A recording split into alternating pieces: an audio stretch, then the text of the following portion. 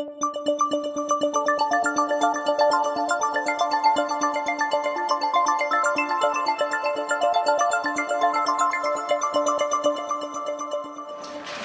I'm Adele Santos, Dean at the School of Architecture and Planning here at MIT, and it's my pleasure to welcome you all on this hideous evening, actually.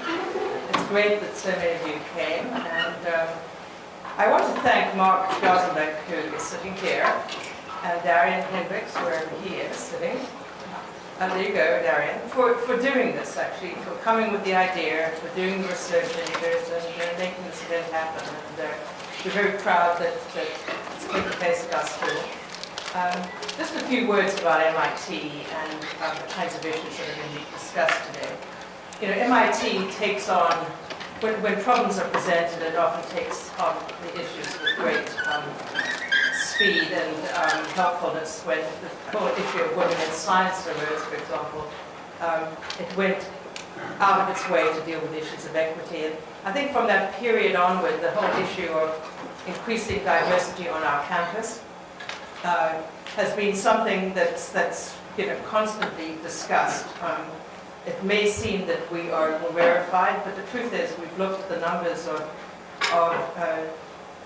students from all over the world, from all sorts of different ethnicities, increasing by the years, including the number of black students and Latino students. We've also been making an incredibly large effort to try and bring in a more diverse faculty.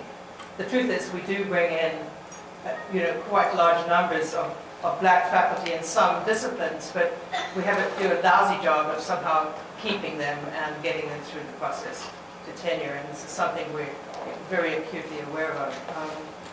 I've been here for 3 years now, and we have somebody sitting on academic council that meets every week who actually is in charge of some of these issues, particularly when we say underrepresented minorities, which really includes women still today, although I think the issues that have been problematic for women have been they're on the process of being solved. We in our school also have a committee that deals with issues of diversity, of which Mark has been a lead player for quite a time. And we are the first school at MIT to have hired somebody whose full-time job it is to be the manager of diversity recruitment. And where are you? Could you please stand up? This is Robin Chapman, who is... and Robin is charged with helping us get the best database we can in the world. She's here to work with our diversity committee. She's here to work with the student committees. And I felt that if we went on talking about it and didn't actually have somebody who looked after it on a day-to-day basis, we weren't doing as good a job as we can. And so Robin, we were very fortunate to find her. She's got a PhD from MIT in EECS by the Media Lab. So she knew MIT, she knew our culture, and bless her, she put up her hand and said, I'm dying to do this, and here she is. And I hope you'll have a chance to speak with her, and I'm sure she will be asking for your help in all sorts of ways. So that's Robin.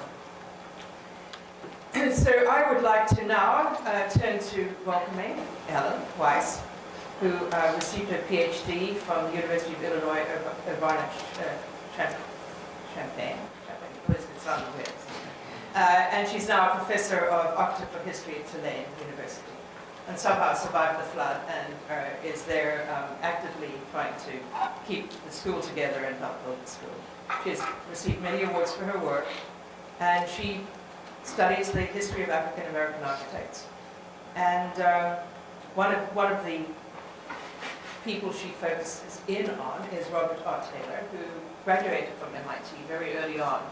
He was the first black architect to graduate with his degree in architecture, who went on then to have a glorious career and was very influential in the building of Tuskegee.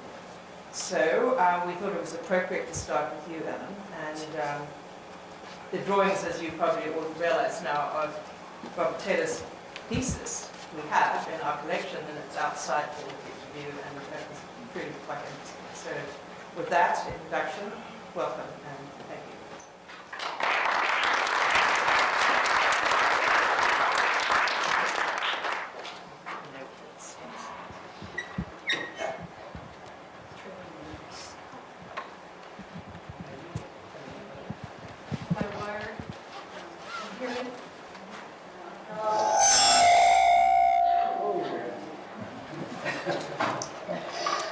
Dean Santos, the news is better than that. Robert Taylor is MIT's first black graduate, not just the School of Architecture. That's right. Yeah, and he's also the first professionally trained African-American architect, and is the first who's trained in school rather than office trained.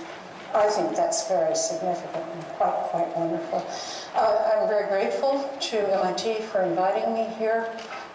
I want very, very much for MIT to realize the historical gem you have and to run with it.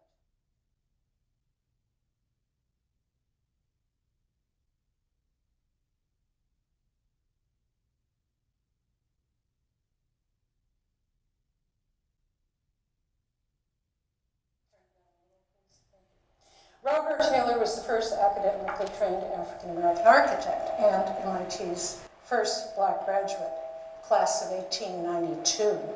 He spent his career as a teacher, administrator, and designer at Booker T. Washington's Tuskegee Normal and Industrial Institute, a residential vocational high school in East Central Alabama. He designed around 40 brick buildings there and elsewhere, plus an unknown number of wooden ones. It was Taylor's good fortune. Whoa, I completely forgot. We come with slides. It's my responsibility. I think is it on? Yes, there we go. There he is. There he is in 1906.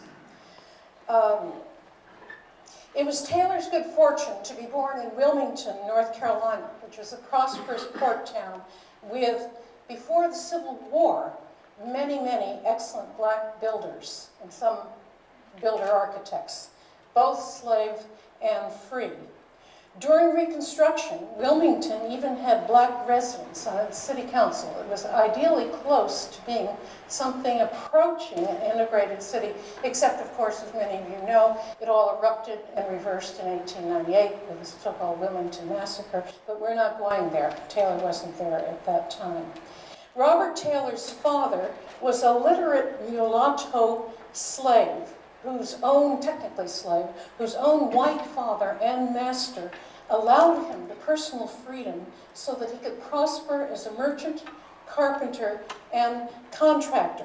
This is the Taylor family home, which was built by his father, Henry Taylor, only now we have a little Robert Taylor, the adult, standing on the right. You'll find in the photographs he's always on the edge of the group.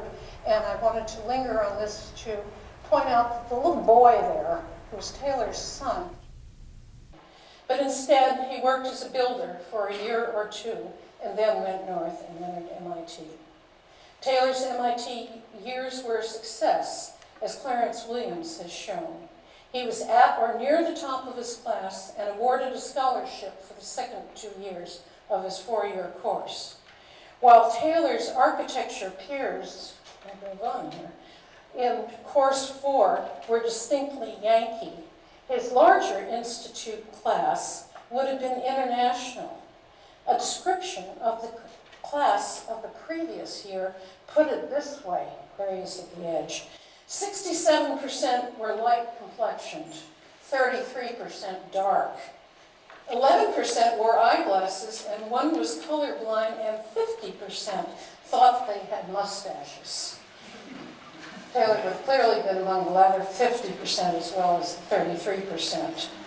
The academic schedule was demanding, with too many courses by modern standards and such particular architecture or course 4 horrors as, quote, memory drawings of the orders done on the blackboard to a then specified scale.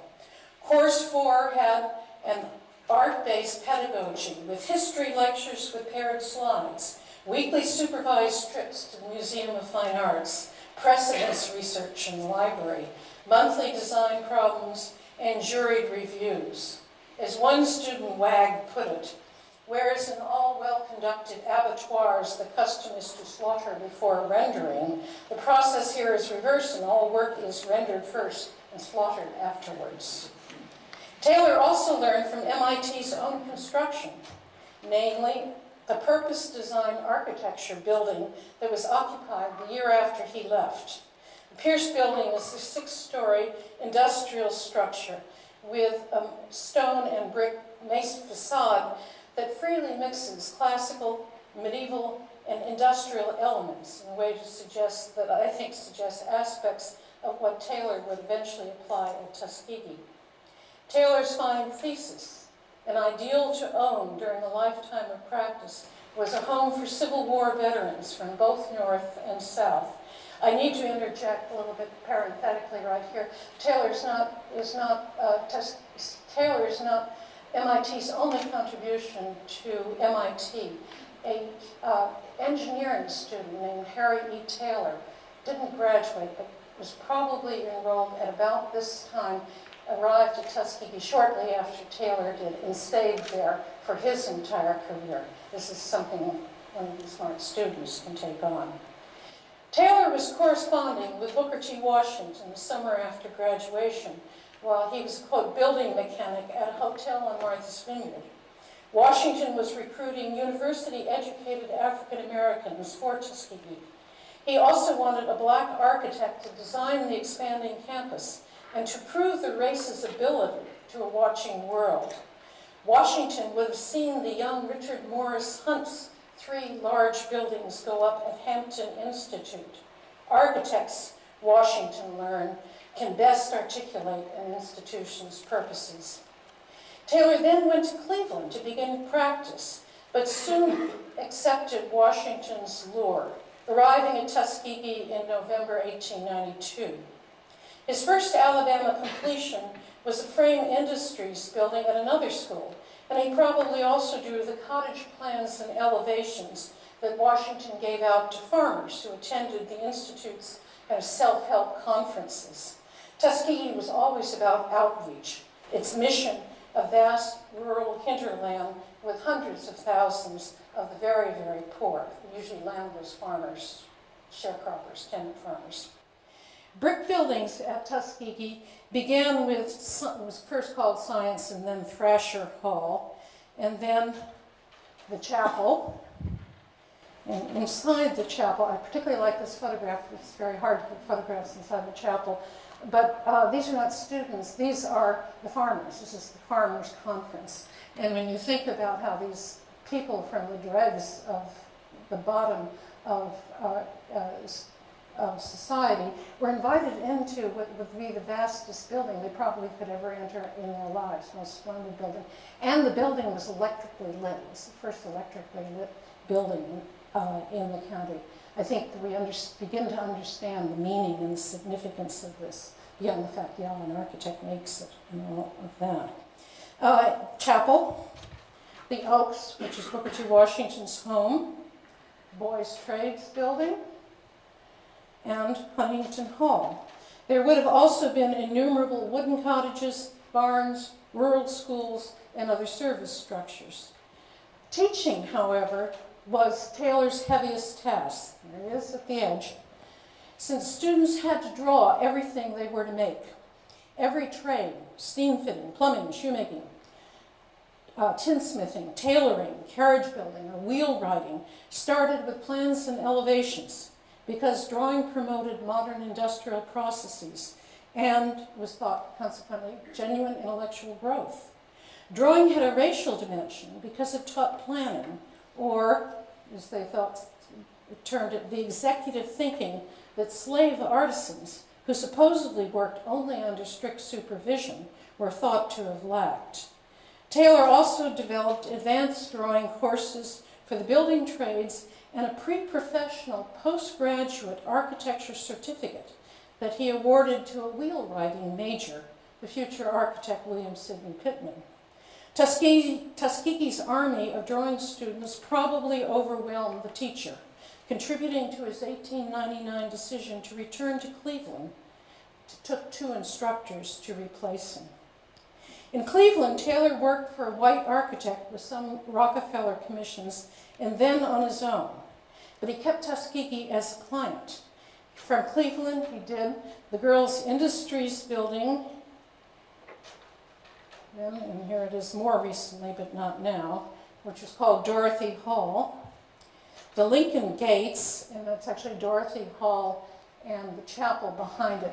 In fact, they all have the same donors. It's the Phelps Stokes sisters of New York who gave the gates, and Dorothy Hall, and the chapel. The boys and girls bathhouses. Here's the boys' bathhouse. When you work on a project too long, you find that it's lucky you shot it because it's since been demolished. And Huntington Memorial Academic Building, which I'm going to show you in color because tragically that too is gone, it burned.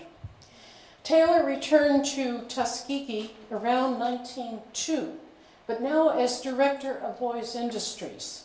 He headed 20 to 30 trades divisions, each with its own shop, classroom, and faculty. As an academic administrator, he was responsible for hundreds of students who were enrolled in a complicated curriculum that interlocked with the academic program and, with much greater difficulty, with income-generating industrial production. Tuskegee depended on such commercial enterprises as printing, implement repairs, or brick-making for income, and, in Washington's theory, to win tolerance. We know now, of course, how tragically such hopes turned sour elsewhere, but Washington and his successors actually made it work for Macon County. Tuskegee remained an oasis of safety when other places weren't.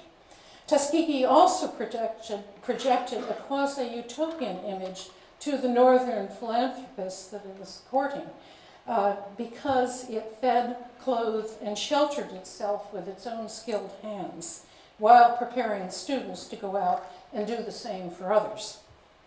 Because Tuskegee constructed its own buildings, it also fell to Taylor to coordinate simultaneous jobs among the various shops, seeing to it that material, foremen, and student workers were smoothly deployed and that buildings came in on time and within budget. He was also responsible for campus infrastructure, the endless drainage and sanitation problems, power and water supply, walkways and roads, and the minutiae of individual office and classroom needs, hanging a picture or cutting a doorway or getting the graffiti washed out of a bathroom. It is hard to imagine how he did it all while simultaneously running all of the industrial divisions and, after hours, designing buildings. He seems to have credited his education for his ability to juggle multiple tasks, but he also rested by reading, nurturing a special fondness for Shakespeare. Taylor's architecture from 1901 until 1915, when Washington died, included still more brick buildings, such as the Carnegie Library, which is still alive and well, thank goodness, at least on the outside, not the inside, Rockefeller Hall, the 4 Emory dormitories, the office building, Douglas Hall. That's an entrance into an auditorium, sort of taking advantage of the slope, the arched part and the low part. Tanton Hall, Douglas Hall, Whitehall. This is Whitehall. Tanton Hall. I skipped Andrew Hospital for various reasons, but there is a hospital in here. The Veterinary Hospital. Tanton Veterinary Hospital. And the new laundry, which we'll pause for a moment. He also designed Carnegie Libraries for Wiley University in Texas, Marshall, Texas, and Livingston College, this is my favorite, so I put it last, Livingston College in Salisbury, North Carolina. He did not design the largest building of the period, Tompkins Dining Hall, and we're seeing it from the rear so you can see how big a complex this one is. Perhaps, and this is my speculation, perhaps because he did not trust himself to work at a scale that demanded steel framing. A white courthouse, experienced courthouse designer, did it. But our guy represented the institute and the architect to each other, shaped Washington's programming and planning decisions, argued the project before the trustees, and after the white guy's untimely death mid-construction, figured out how to set the dome on wood trusses. Got to see that there's a dome on wood trusses without having posts interrupt the dining room's spatial unity that Washington very badly wanted. Taylor's buildings reveal his MIT-trained Beaux-Arts roots, even when there are no obvious classical elements on display, as there are in the new laundry. Let's just put that up there. They are characterized by triadic massing, this is what you're supposed to see here, with emphasized centers that are embraced by flanking units that lend a strong sense of horizontality to the mass. They have finely tuned proportions, syncopated arrangements of window shapes and sizes. This is the stair hall being picked out from the back of a dormitory. This is a case where there's a real skinflint donor. I think I have the front of it. Taylor wanted a two-story, broader veranda that would have more kind of Palladian impact, centralizing impact, and the donor was too cheap to allow it, so Taylor, if we reverse it, got his jollies by doing the back like that. Didn't cost a cent, I would hope. Occasional bursts of wit. I'm getting a little out of order here. Now, those are the syncopated windows. Occasional bursts of wit catch the rhythmic play on the second level there. There's nothing that really demands that, but I think the rhythm of the entire facade, and you can't see the entire facade, suggests that somebody very clever is doing marvelous stuff with minimal means. And contrast between sharp-cut window voids and the wall planes that display Tuskegee's richly textured homemade bricks. Tuskegee's bricks are almost a kind of icon of the institution, and I'll try not to go on and on about that, just leaving it there. Washington talks about, when you get discouraged, think about the first brick making. We almost failed, but we carried on, and though we could build our school. A few structures do break into the formal rhetoric of projecting columns under entablatures and pediments, Latin and Greek, in the words Washington would use when he wanted to put down what he considered useless pretentiousness. Washington once told the students that John D. Rockefeller, who had given Tuskegee a plain but elegantly proportioned dormitory, this is not it, I'm a little bit messed up here, who had given a plain,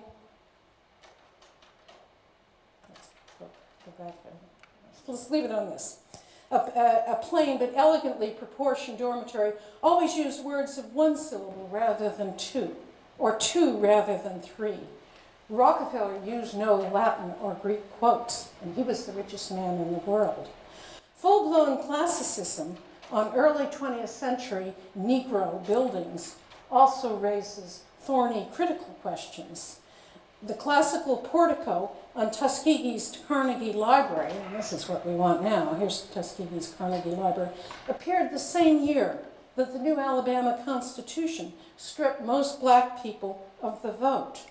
Whites were using classical imagery on similar institutions, including courthouses, at the same time that this was built, and at the same time that they were sanctioning violence to enforce the increasing Jim Crow restrictions running through the South.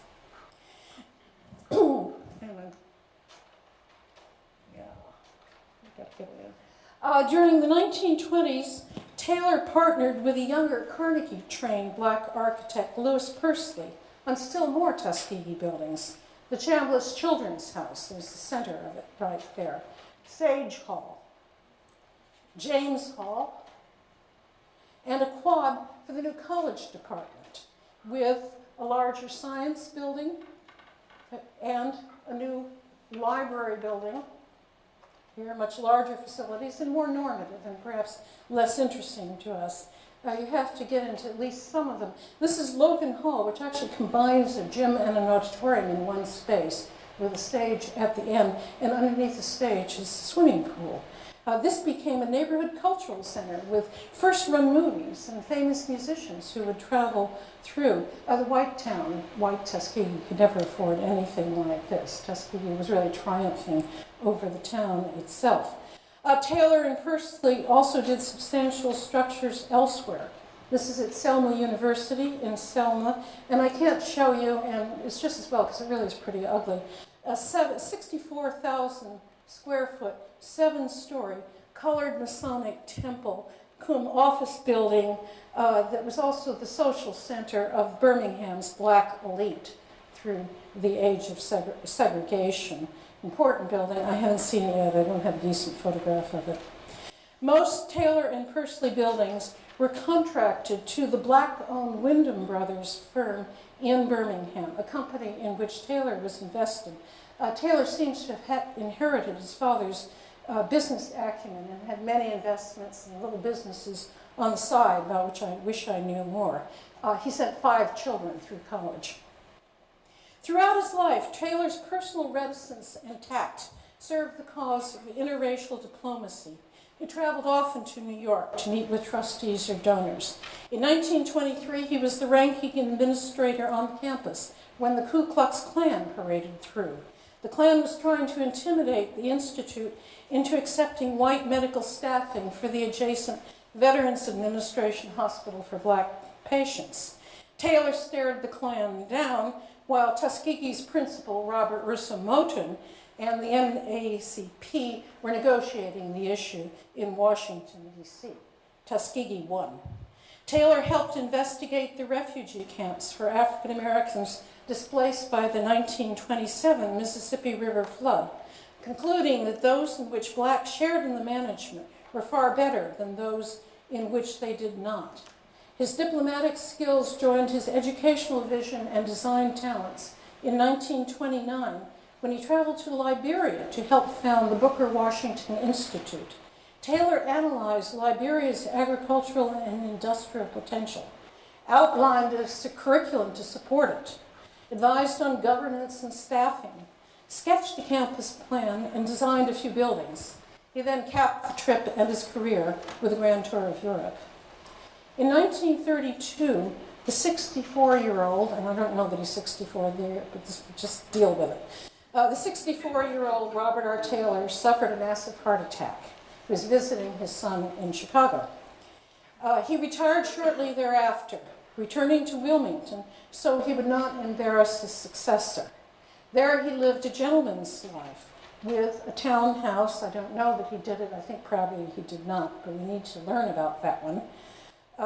With a townhouse and a waterside retreat about 20 miles away. He had a car and a driver so he could travel between them. Taylor had another 10 years and used them well as an admired townsman whose word mattered. He served as the first African American on the board of a black state college, and he worked with a powerful white man, as it happened, and this I think is amazing, a leader of the 1898 massacre, to try for New Deal funding to help local farmers gain better status, to get a better community for local farmers, and recreational facilities for black teenagers. Taylor wanted to return to Liberia to continue that work, but his health did not permit it. He died in the Tuskegee Chapel in 1942 while on a visit. He had just pronounced the building his masterpiece. Taylor left a record of kindness and generosity, along with a becoming modesty about his own achievements. He was a lovely man to know, his daughter-in-law told me. She never would have known about his MIT degree had not others told her. When I complained to a grandniece that it was hard to find out about him, she replied, and with some asperity, I thought, that he was too busy helping humanity to heap up records about himself. Taylor believed in work for its own satisfaction, in attention to detail, financial prudence, religion for the solace it can bring one, keeping one's word, and service. Finally, when I asked his son if Taylor thought he was more an educator or an architect, Edward Taylor split the difference. Robert R. Taylor thought of himself as an educator, and here the pause was deliberate, but he knew that he was an architect. Thank you.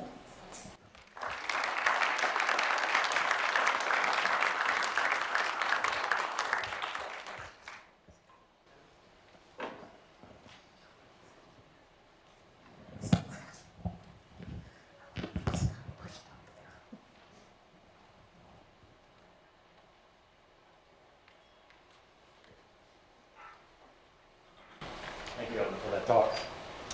Before I introduce our keynote speaker, I'd like to give you some background on the reasons for this conference. 2 years ago, a committee was created under Stanford Anderson and the Department of Architecture to study the situation with underrepresented minorities. Well, there are many parts of that study, and many of them which can be discussed perhaps later on in the conference later tomorrow. There was one element, to say the least, that was shocking. We discovered that we had graduated only 6 African Americans at the MArch level in the past 9 years, versus 2,210 non-African Americans. So that's roughly 3 African Americans for every 1,000 non-African Americans, meaning that MIT had done a terrible job recognizing the problem, much less providing any leadership in it. Perhaps it was because the department is so international, with people and languages from all over the world filling our corridors, that we didn't notice. I don't know, but what I do know is that the failure to recognize this low graduation rate was a mistake on our part, and there's no sense to sugarcoat it now.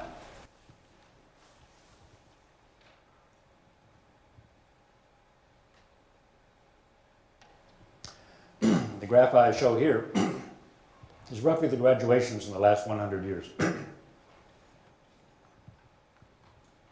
Whereas women have risen remarkably in the last 30 years and constitute here at MIT, as in most places in the US, 50% of the student body.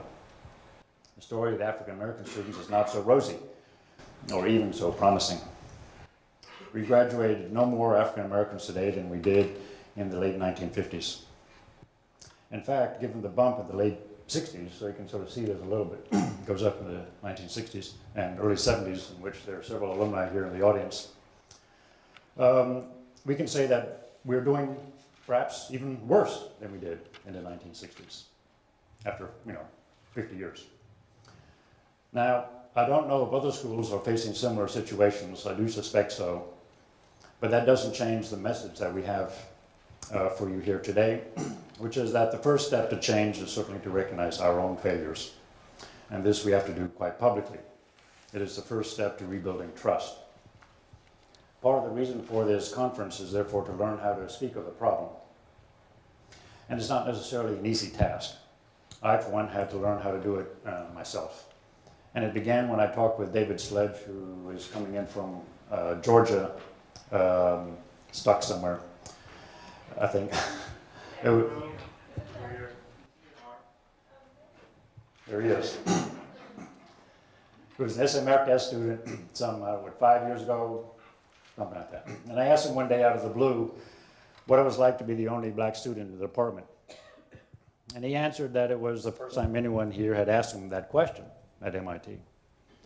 I didn't really understand the depth of what he had meant at first, but it began to slowly sink in. So I thank him for that conversation and for the conversations we've had since. I learned from Larry Sass, who teaches here in the department, about issues of tokenism and questions of mentoring, and how, in some sense, the whole issue of African Americans is a question of discourse. And I learned from conversations with Darren Hendricks, who's also sitting somewhere here, up there, with conversations about him. And it was these conversations that led us to the conference itself, when we sat around and we said, well, we have to do more than just talk about it. We have to bring in people to have open and frank discussions about teaching, administration, about architecture, about the profession, and to learn to see the problem not just as an African American issue, but as a broad cultural issue in the field of architecture and architectural education, for which all of us, white and black, national and international, should have a claim. There's no magic bullet, that is for sure. The issue is complex and multifaceted. But 10 years from now, we will be in a better position than we are today, that much I guarantee you. 10 years from now, we hope that MIT will no longer be seen as an example of the problem, but as an example of the solution.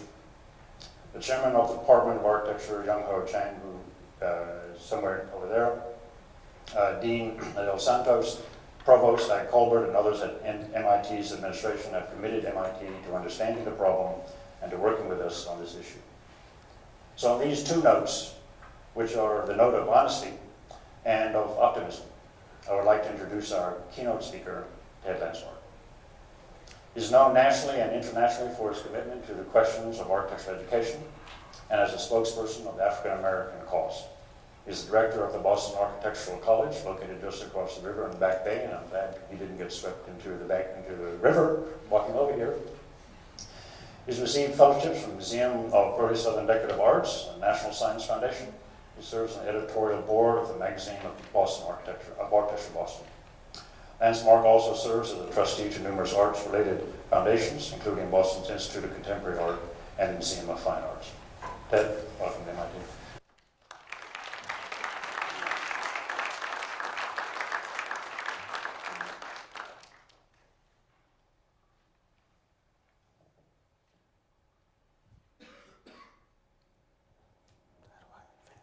Wow, there's no point in whispering. How do I advance this?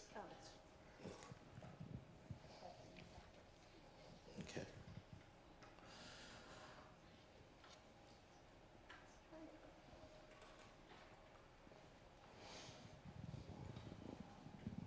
Well, excuse me, while we do some technology,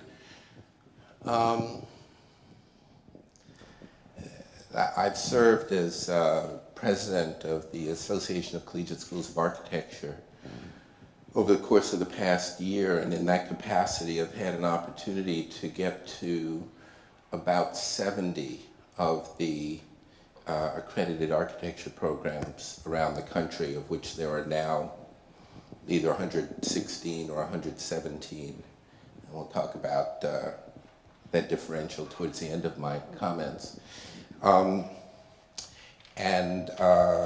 One thing that's quite clear is that the kinds of issues that we're trying to address here, hopefully this booming will go away in terms of the microphone, but the kinds of issues that we're being called upon to address here are obviously not distinct to MIT.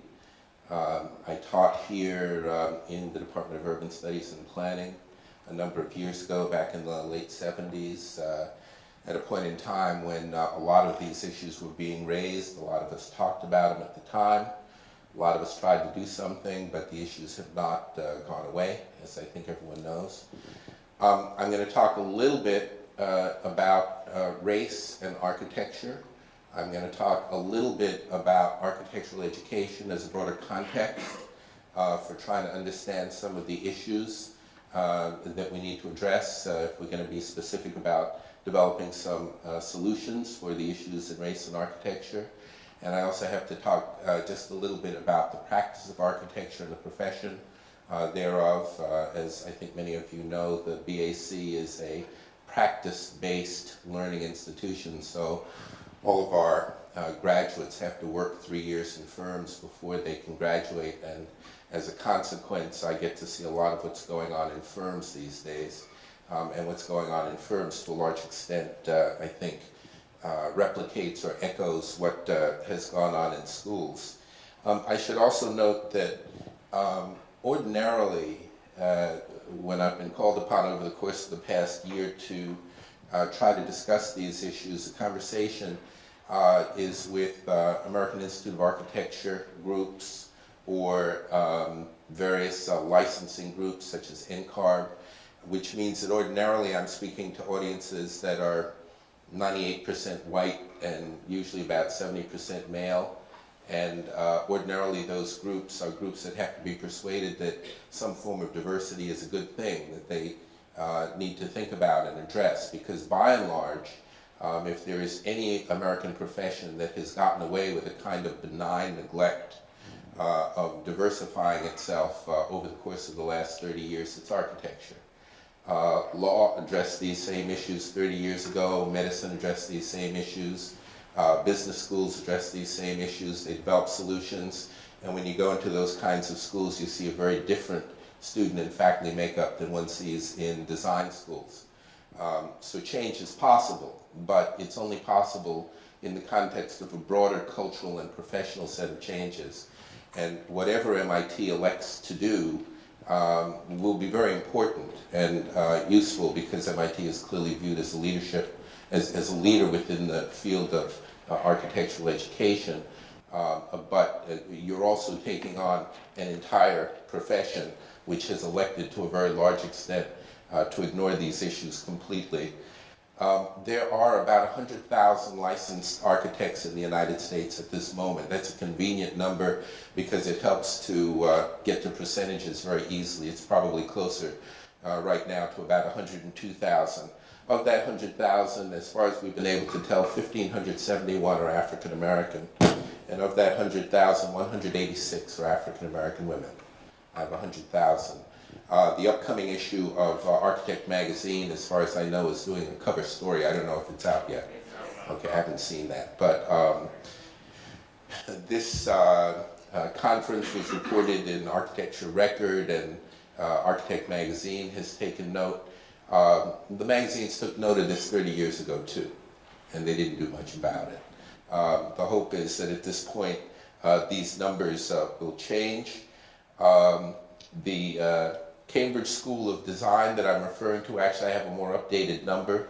It's not 36, I think it's actually 48 that well-known Cambridge School of Design have graduated over the last 35 or 40 years. That number shows up shortly. In the entire Commonwealth of Massachusetts, there are 29 licensed African American architects. One, Jay Lee, just came online, but then we lost one through death a couple of months ago, so the numbers have not changed. 29 out of about 3,000.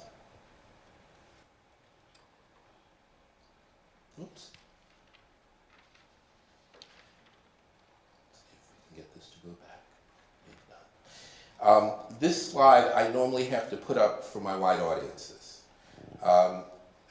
Here, presumably, the fact that you're here in the midst of a blizzard, northeastern, means that you get it. This jumped twice. Diversity is important because the market that we serve has become diversified. It is global.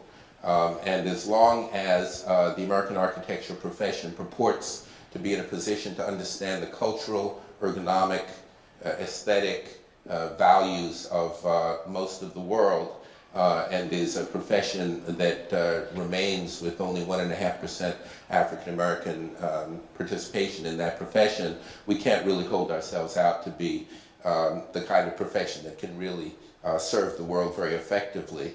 The total number of architects in the United States has increased very slightly over the course of the last decade or so. There was a slight dip which was brought on in part by a recession in the early 90s. That doesn't show up here.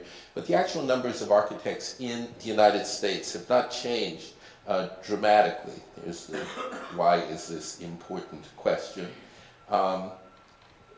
This is a profession that tends, particularly when one focuses on the effects of modernism on architectural education and the like, to hold out that it's possible to plant the same kind of building anywhere in the world.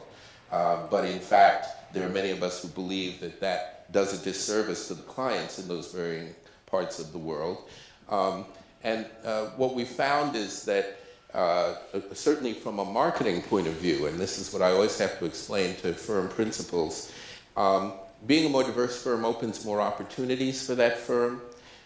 It creates a better kind of and richer dialogue within the firm as more people of diverse backgrounds bring different kinds of perspectives. I remember when I was at Yale, for example, and we were asked to design a public housing development, some of my classmates actually planted a baby grand piano. In the drawings that they did, I, as a kid who grew up in the projects, knew that that was ridiculous. But as of the time that I was in school, those students had no idea of the inappropriateness of that. Plus, diversity is the right thing for us to do. The other thing that's interesting is that there is more of a need for architects in the world today than at any time in our history, but the profession itself is not growing as such. So to a large extent, whether it's because of the objections that many practitioners raise, that engineers and developers and builders are taking away all of the work of architects, that's one issue. But the larger issue is that the profession itself has not embraced what its responsibility is to really provide service to all of the people in the world who need architects. So in a funny but not so funny way, this profession is the only major profession that I found in the United States that in proportion to the world need is actually shrinking and is becoming a niche profession that celebrates a certain kind of architecture, but not, in fact, the kind of architecture that needs to be done. And when I've done this presentation to student groups, which again are primarily white and young and full of enthusiasm and really terrific kids and all that sort of stuff, the first thing I have to point out to them is that in 25 years, their clients will not look like what they look like, and that they need to get used to that idea and figure out how to adjust to that. It's an interesting slide in that it talks about the percentages when we look at American professions. Where do architects stand in relation to other kinds of professions? The 129,000 figure is a somewhat soft figure. In fact, a census data, the most recent census data, argue that there are almost 200,000 people in the United States who declare themselves to be architects. Only half of those are licensed. So somewhere between 100,000 and 200,000, there is a number of people who are practicing this profession. That number is not important in and of itself. What's important is that in relation to other professions, basically there are 10 accountants for every architect in the United States. There are 5 doctors for every architect. There are more than 10 engineers for every architect. So we start with a small number of individuals who are actually practicing this profession. And there's always been discussion about why it is that African Americans and other people of color don't go into this field. And often as not, the argument is put forward that, you know, the smart black guy isn't going to choose to become an architect because he can't make as much money. He's going to become a lawyer instead, like I became a lawyer rather than becoming an architect. But the reality of the circumstance is that in comparison with other professions, architects earn a living wage. And what we've discovered from some of the polling that we did, some of the studies that the American Institute of Architects undertook 2 years ago, what we discovered is that in fact the people who go into architecture don't go into architecture for the money. None of us do that. We go into it because we like to make stuff. We're builders. We're makers of things. We're designers of things. And that the economic incentives in and of themselves are not sufficient disincentives for people to go into this field. Indeed, when one looks at the AIA's own figures in terms of what it is that architects earn in the United States, one would have to argue that in fact most of these are living wages. And I know that our BAC graduates, when they come out of school, particularly if they know a little bit of Revit, are starting in the $50,000 to $55,000 range, which is not a bad starting salary. I mean, it takes you a long time to get there, but it's hardly a poverty wage. And that in fact, principals of major firms in this country, owners, are earning 6 figures, and some good 6 figures. So the argument that's often put forward that people of color don't go into this field because they can't earn enough money in it is pretty much a bogus argument. And then when people say that to me, I also flip the argument around and then ask, well, if people of color are too smart to go into this low-paying field, what's wrong with all the white men who do? Are they all really coming from sort of white shoe backgrounds? The answer is no, they're not. So the economic side of all of this is bogus. Because there's so much text here, I've added some slides of some of the architects we ought to think about, those people who have in fact constituted the foundation of black architecture in this country. So we know that there are 100,000 architects, and we're going to get into some more detail here that hopefully will be discussed in further detail tomorrow. There are about 33,000 folks in our architecture schools. We'll get to that number in a moment. But of the 200,000 people who declare themselves to be architects, roughly 20% are women, a little bit less than 3% are African American, nearly 6% are either Hispanic or Latino. It's hard to count Hispanics and Latinos because of self-declaration issues. Roughly 6% are Asian, 3% say that they are American Indian. So technically, as among those who declare themselves to be architects, about 15% are so-called people of color. And NCARB, the licensing body at this point, reports about 101,000 licensed architects. Part of the difficulty that we have in this profession is that there's no central database from which one can draw information that tells you what the real number is, because in fact, NCARB, the national licensing body, draws its information by calling around to all of the state licensing bodies. And since many architects are registered in more than one state, there isn't a way at this moment of getting one definitive number on the total number of licensed architects. But of the 80,000 members of the American Institute of Architects, interestingly, only 12% are women, despite the fact that for at least 10, 12, 15 years, half of the students in all of our architecture programs in the country have been women. Only 12% of the members of the American Institute of Architects are women, 2% are Hispanic or Latino, 1.5% are black, 3% are Asian. We also did some surveys a couple of years ago now of people who are practicing but not members of the American Institute of Architects. And interestingly, of those numbers, about 10% are women. Well, you can see the numbers for yourself.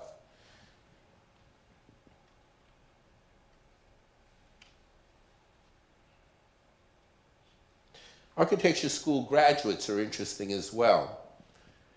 The total number of architecture school students in the country has varied minimally in the last 20 years. It's varied from about a low of 31,000 to a high of about 33,000, 34,000. The actual number of graduates in any given year is about 3,000 from all of our programs across the United States. And in comparison with who is in higher education overall, and I have several layers of data here, more than half of all of the students enrolled in higher ed in the United States are now women. A little bit less than 10% are African American, about 6% Latino, about 6% Asian. In master's programs, interestingly, nearly 60% are women, about 7%, 7 to 8% are African American, a little over 4% are Hispanic, almost 5% are Asian.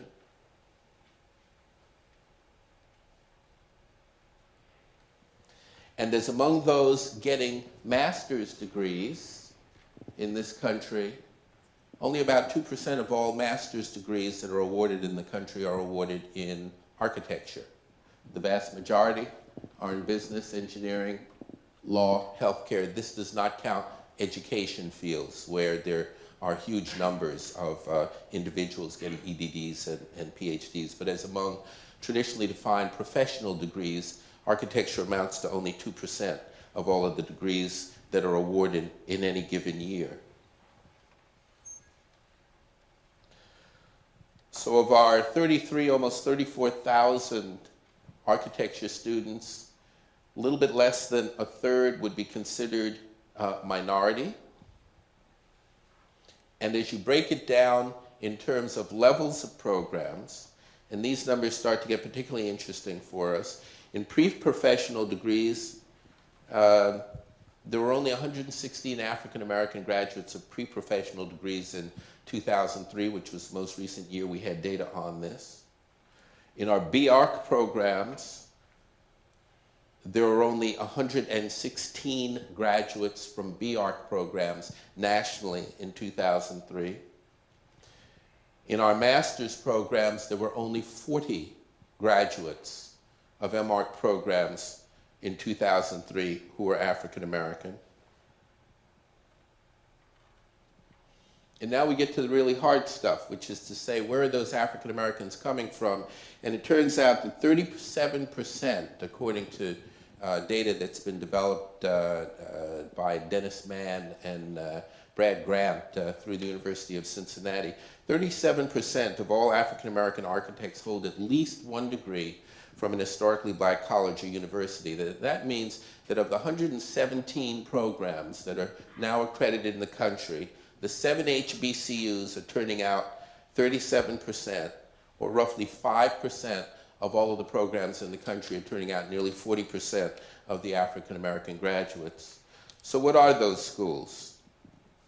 And again, this is from, this was actually updated just about 6 months ago. Howard has turned out the largest number, followed by Hampton, Tuskegee, Southern, down in Baton Rouge, Florida A&M, which is not an accredited program, Prairie View in Texas, Tennessee State, which is not an accredited program, Morgan State. And it's also interesting to see when these programs were accredited in relation to how many graduates have come out of them. And then what about the rest of us? What about the so-called majority schools? And here, interestingly, I've only listed the schools that can say that they have 20 or more licensed African American graduates. Columbia is at the top, CCNY, Urbana, Harvard, that's the 48 number that we've come upon. Berkeley, Cornell, Michigan, MIT reports a total of 30. Tech, Detroit Mercy, NYIT, my alma mater Yale, and IIT. There are some interesting patterns here in terms of urban-rural, East Coast, Central, Chicago, Berkeley. None of us have done well, is the bottom line.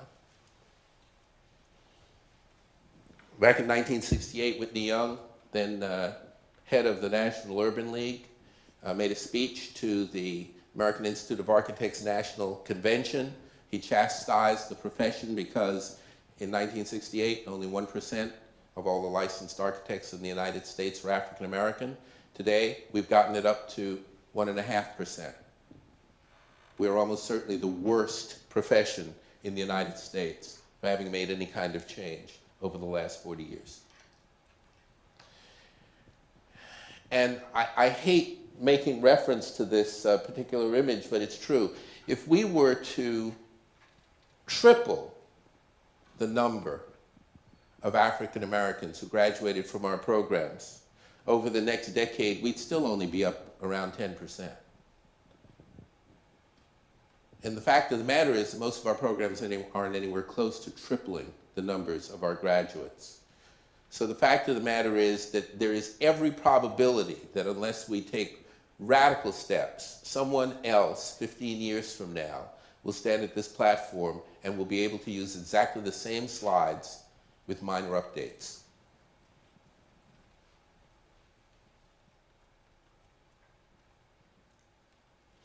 One of the issues that always comes up is around what happens after folks graduate. How long does it take to get through the architectural registration exam? And to what extent is there an impact, a differential impact on people of color in terms of getting to licensure once they've graduated? And the reality is that we didn't find a substantial difference. Although what we did find is that in significant numbers, which presumably will be talked about tomorrow, there is a higher probability that a graduate of an HBCU will opt not to go through the abuse of going to work for a firm in the areas where most of the HBCUs are located for a 3-year internship to then take a licensing exam when they can go to work for HUD or the Defense Department or the Corps of Engineers, doing architectural work at a higher starting salary, never have to get a license, have a lifetime of job security, and never go into traditional private practice. And indeed, that appears to account to a very large extent for what happens to graduates of African American HBCU programs. That is, they choose the path that is the most logical path, and they opt not to go into private practice. And the whole question of internship raises one other very difficult issue within the context of the profession as we move forward. I don't know if any of you were participants in the American Institute of Architecture Students annual convention, which occurred this year here in Boston, over at the Sheraton. About 1,100 students came in, and BAC and Wentworth co-hosted those students. And one of the presentations there was from a firm in India, an outsourcing firm, the kind of firm that architecture firms don't like to talk about a lot because of all the liability issues that are inherent in sending your work to India overnight to have your production drawings done. And until very recently, the whole business of outsourcing within the profession was simply something that no one talked about at all. But all those firms are now out of the closet, and we managed to get a presentation from one of those firms at the AIA meeting in Boston. And the firm principal said, look, I have the ability to employ 1,000 people in my firm in India, or in similar firms in Pakistan, or China, or Egypt. You do your work here during the day, and send your work to me electronically overnight. My 1,000 people will turn around your work more proficiently than can an intern in your office, because they're well versed in Revit, they know all of the latest software, and they're doing this kind of work for firms all over the world. We can get the work back to you the next morning at 1/5 the cost. And so students who were at this conference at the end of the presentation went up to some of the people from NCARB and said, well, wait a minute, if the work that we as interns used to be able to do in order to develop the skill sets necessary to take an exam can now be done in India at 1/5 the cost, what kind of work are we as interns going to be doing if you hire us? And none of the folks from NCARB had an answer for that, because it is becoming increasingly clear that the kind of work that architecture school graduates have been doing in firms is now being outsourced for much less money and more proficiently. We asked a series of questions through the AIA as to what were the key reasons for people not practicing, and we did some comparative analyses of these. I can't go into all the detail here. For those of you who want to see that detail, we've kind of posted it on the BAC website. It was commissioned work that was done for the AIA, and then the AIA didn't want to release the study. But since I chaired the diversity committee and worked with the firm that did the study, I thought I had some proprietary right to hang on to the results of the study. So for any of you who really want to see the full 120-page study, you can go to our website, and it's quietly posted there. But what it does indicate is that many of the reasons for folks not practicing in terms of differentials vis-a-vis race and gender have nothing to do with inability to do the work, unwillingness to do the work, or even the usual bugaboo that's mentioned for women families, that in fact, most of the people who graduate from school have every intention of practicing in some way, shape, or form, and that the usual stuff of, gee, I can't find enough people because they don't want to do this kind of work is a lie. What are the normal institutional impediments that we have come upon through our studies in terms of entry into the profession? I might as well use the word, someone else will at some point if I don't. Racism is out there, it's alive and well in the profession. There's a lot of great talk about, yes, we're open, and yes, we want to hire everyone, but racism is evident in many of the firms. The patronage and class system for obtaining private work drives a lot of what determines who goes into work and who can survive in this field. because we all know that clients are, private clients in particular, are individuals who one meets through social networks and the like, and if you're not a part of that social network, you tend not to see them. I go to many, many, many events in the greater Boston area put on by my friends and colleagues in the architectural profession, and invariably I am the only person of color there, even today. Lack of role models, lack of access to capital markets in order to get the work done. And interestingly, and this came out of a study that was done as much in Australia, where some polling was done a number of years ago around racial and gender differences in terms of coming into the profession. Turns out that significant proportions of women and people of color who decide to go into this field have an orientation towards doing work that would be considered community-based work. It's not the kind of work that's celebrated by and large in our major publications or even in our schools or in our awards patterns. We celebrate the high-profile individual corporate work or the individual home. We tend not to celebrate the work of the great community-based architect who designs a YMCA. And as a result, what tends to happen within the context of studio culture and other culture is that we celebrate exactly the kind of work which is not the kind of work that most women and people of color come into this field to do. And so there's not much of an incentive, as among students who are studying this, to feel as though the kind of work that we might want to do is the kind of work that's likely to be celebrated.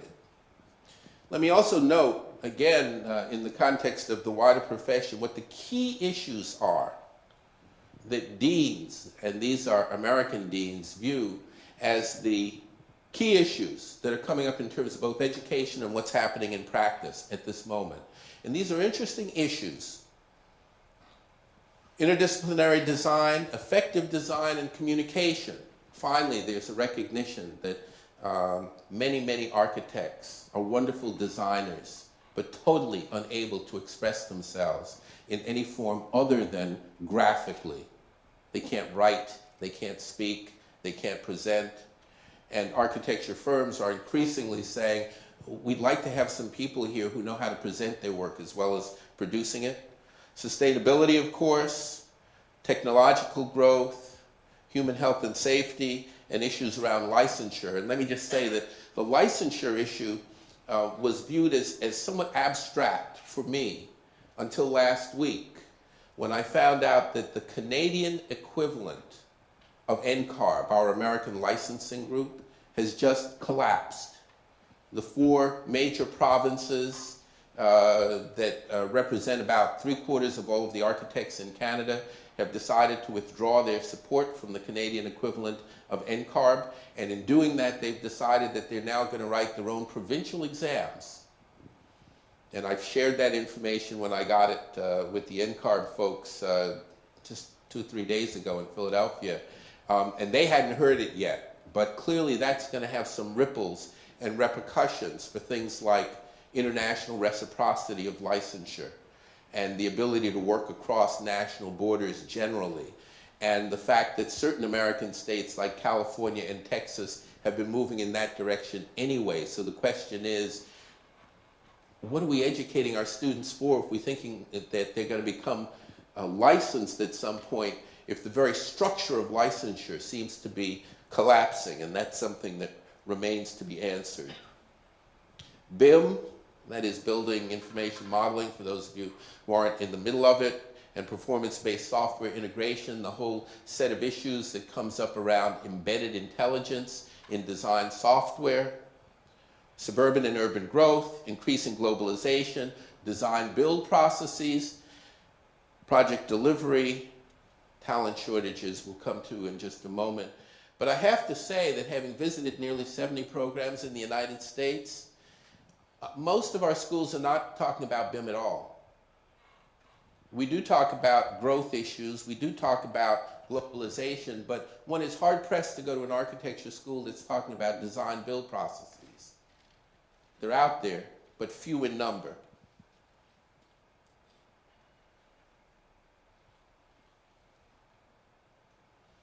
And I've raised one other issue, and that is to say that as of next fall, There'll be a major conference. These occur every 5 or 6 years, during which the very structure of architectural education is going to be reassessed and perhaps revised.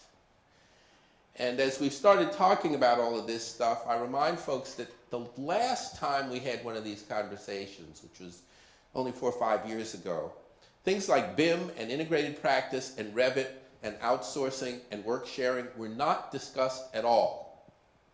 And yet we came up with a set of guidelines for what architectural accreditation should be without reference to any of these things. So whatever we talk about next year, which will set the standard for what architectural education will be until 2015, is almost certain to be a discussion about a number of things which none of us have begun to think about in terms of what design education will be and how that will also be affected by cultural, racial, and gender factors.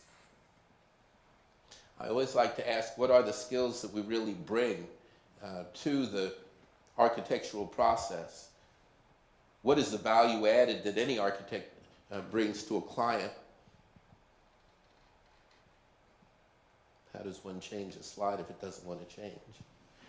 And that is, ultimately, knowledge of clients and the ability to listen, which is not something we generally teach in school. Needs interpretation for our clients, which some of us teach. Problem analysis and problem solving. The ability to innovate, which MIT has always been spectacularly good at. I always loved teaching here. Anytime I walked out into a corridor, I felt as though between the students and faculty, we were on the cutting edge of knowledge in the universe. And I know that that continues, so that's not an issue here. And project management.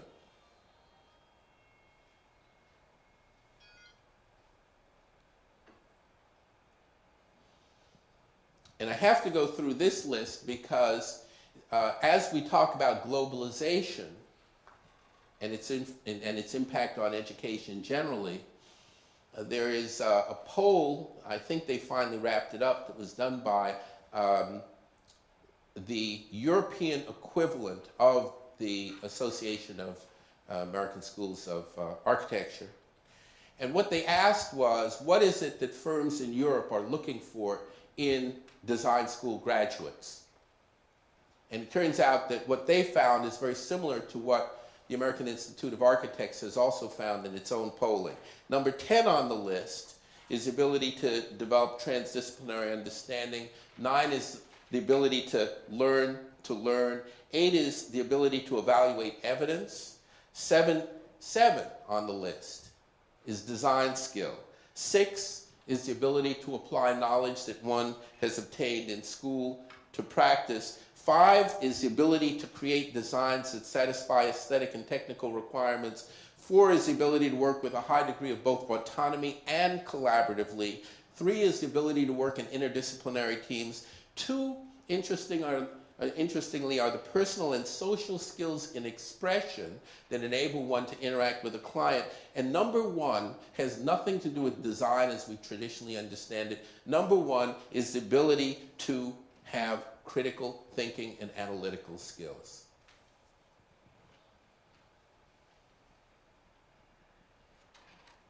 Sorry to skip over Robert Taylor, but you've heard about him.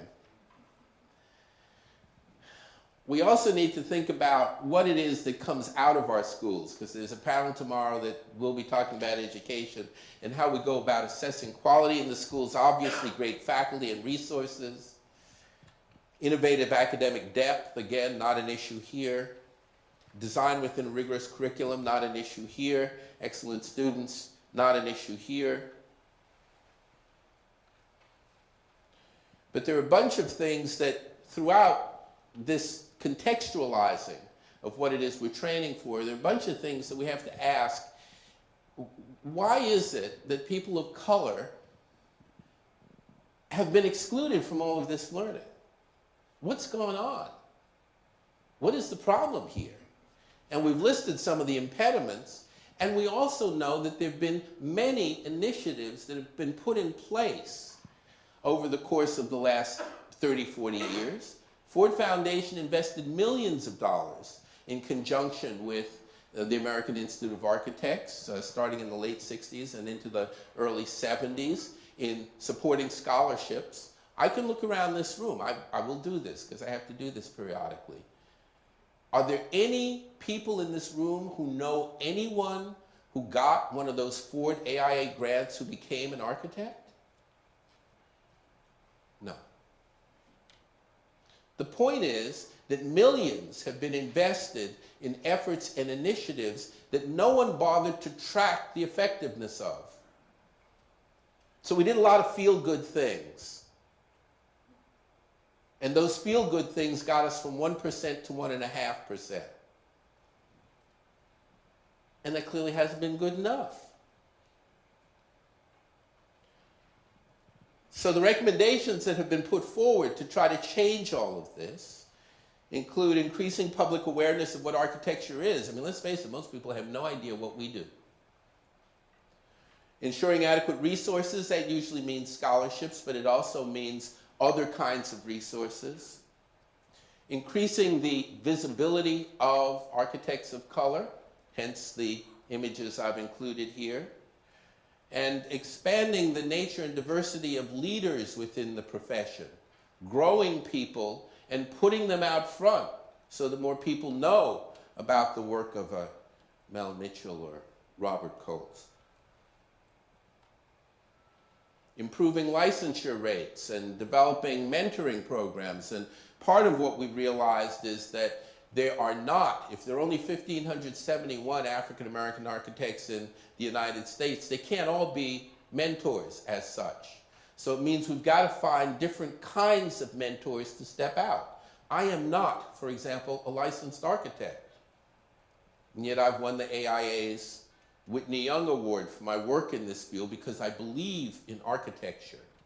There are many other people like myself who believe in architecture, who are not licensed architects, who are prepared to try to work to change the numbers we have to be called upon. But the profession tends to have so much hubris and insularity that it tends not to look to us very often for what it is we're prepared to try to contribute. Requiring diversity training within our firms, certainly, but ordinarily we try to start with our local AIA components where people just sort of take it for granted that they're so smart and capable and tolerant and outgoing that in fact they don't need to understand what it is they're doing in their firms. Like the firm principal who came to me once and made a suggestion as to what color of colleague he would like to see me showing up at social events with. As recently as 4 months ago. People just don't get it.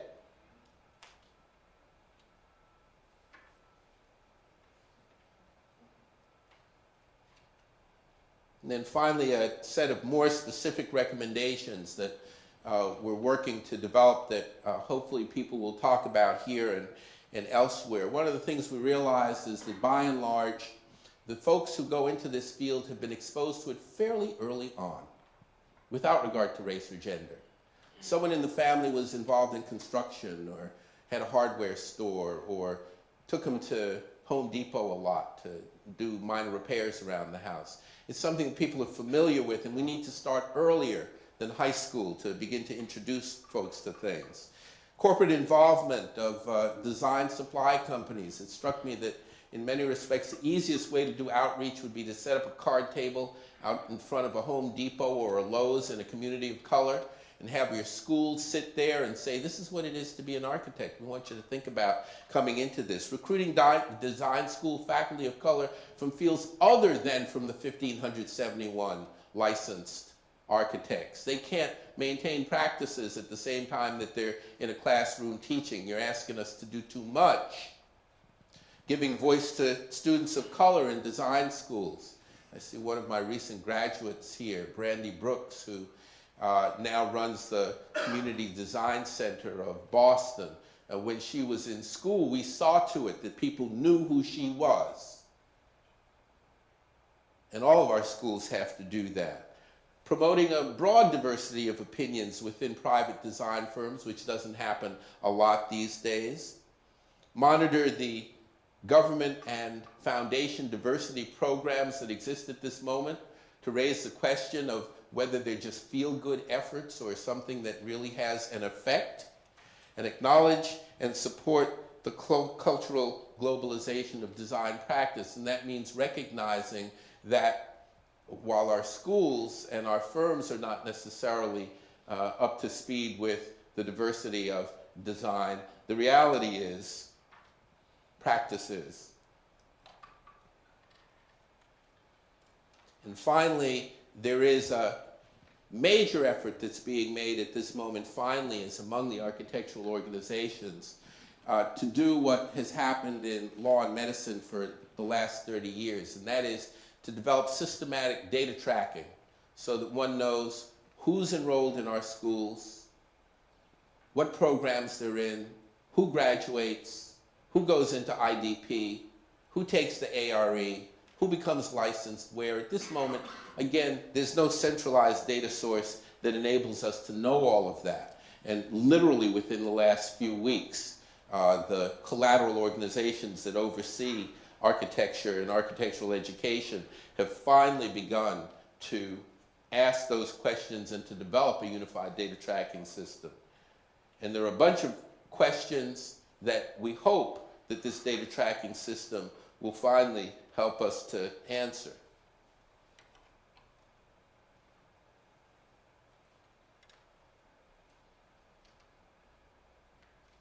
So thanks. Oh yeah, I'm into the global economy too. And I didn't get to print all of these out, but I'll see to it that we get these. Until about 5 or 8 years ago, there were not a lot of useful sources of information on any of this. But the numbers have grown fairly significantly in the last couple of years, and since we're in an academic environment, here are some good references for you, including Mel's book and a couple of others done by folks who are here. So I'll say one last thing, which is in most respects the hardest thing to say, because you're not supposed to know this. 37% of our African American architects come from HBCUs. For the first time ever, our accrediting agency has had to make the difficult choice to disaccredit one of our 117 programs because of the weak performance of that school. I know because of my position that that school has received the letter and that the faculty at that school are now meeting with their administrators to try to figure out what should happen, because there are only 7 of those schools. So I can't tell you who the school is because it's not appropriate. I will say that to the extent that any one of our HBCUs fails, that we have a major problem in terms of increasing diversity within the profession. And what is, for me, most poignant and ironic is that that school that has lost its accreditation is one of the schools that Robert Taylor had the most contact with. Now, all of us, as was the case at Tulane and in New Orleans and the Gulf region, all of us as schools figured out how to come together after Katrina to provide support for faculty and students who ran the risk of having their academic careers fundamentally disrupted in the post-Katrina era. And it was as a result of things that all of our schools did. Students who were at Tulane and at other schools in that area were able to complete their studies and graduate because the rest of us came together to help out. I would submit to you that over the course of the next day, as you have your conversations, one of the things you need to think about is how we here in this room and at other schools that are doing well will have to come together literally over the course of the next 2 to 3 months to provide some aid and support for one of our schools where, because of the lack of accreditation, students who graduated last year and students who are graduating this year will not be eligible to take a licensing exam because they will have graduated from a non-NAAB accredited school. So if we're going to talk about doing anything, let us talk about the help that we need to provide to those schools and students who are most in need. And with that, you have an overview, and let's have a great conference.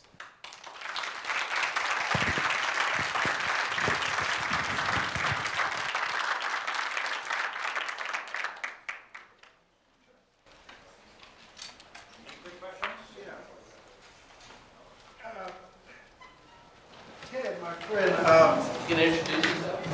yes, Melvin Mitchell. I'm number third from the bottom. Good or bad, you just named, I don't know whether it was inadvertent or not, but you did name the school. I made reference to it. You named it. And I hope this is something we're going to get a chance to talk about tomorrow, because the fundamental issues as to why that school failed, that isn't anything MIT did or didn't do. Right. It goes to the heart of some issues that we in our circles have to really, really talk about. Whether this is the appropriate venue or not, I don't know. But you get my drift here? Well, Yeah, I know you know, do. yeah. What we try to do when we find out these kinds of things is to make sure that there are appropriate offline venues for these conversations. And I would anticipate that over the course of the next day or so, there will be a number of appropriate offline venues where this can be discussed. Gotcha. Yes. I know the focus is an academic focus here, but my experience in practice is such that so much of the work is in our profession is tied to a tradition that's a gentleman's practice. So many of my colleagues I learned about architecture because my mother used to drive us around as kids to look at houses, and that's how, So, but it was not because of anything deliberate in the culture that supported me. The person who built our house was a black architect and builder, not registered in the state of Florida, but he built because he grew up in a segregated community and he had clientele. Today, and as I was growing up, most of the architects that I knew who were successful developed that success through a clientele that was government, community-based, some churches. Most of the architects that I know who got their starts in the social fabric that I feel very strongly that the schools have a role, but that role is very, very limited in the sense that from a practice point of view, the ability for us to begin to strengthen the social fabric and to talk about that more aggressively, and how we begin to get people to think about, in our own communities, being more aggressive about doing that is where it's at. I don't think the problems of race are going to be solved because white people decide to do the right thing. I think it's going to be solved because white people understand that this culture will not sustain itself without functioning in a way that embraces all of us. And it's not going to be solved because black people get pressure on white people. It's going to get solved because black people begin to think more aggressively and creatively about how to provide a social structure to build our own communities. It'd be helpful in that regard if you said who you are and what your current work is. My name is Curtis Davis. I'm a registered architect, but I've made a choice to be an architect on the client side, and I work for the Smithsonian Institution. But I've On? why you don't play me like that? The National Museum for African American History and Culture. Thank you. But the point that I'm trying to make about this question of building, who builds, how we build, is what informs the schools. I don't think the schools inform the process. The schools ought to be reflections of what the community demands and needs, and that's where the support will come to the schools. And if the schools have a role today in this transition, is to raise that question and challenge and bring that debate to the table in a real meaningful and aggressive way. The one thing I'll say about that is that it's been interesting to me that more of that consciousness has emerged from the students themselves than from most of our faculties.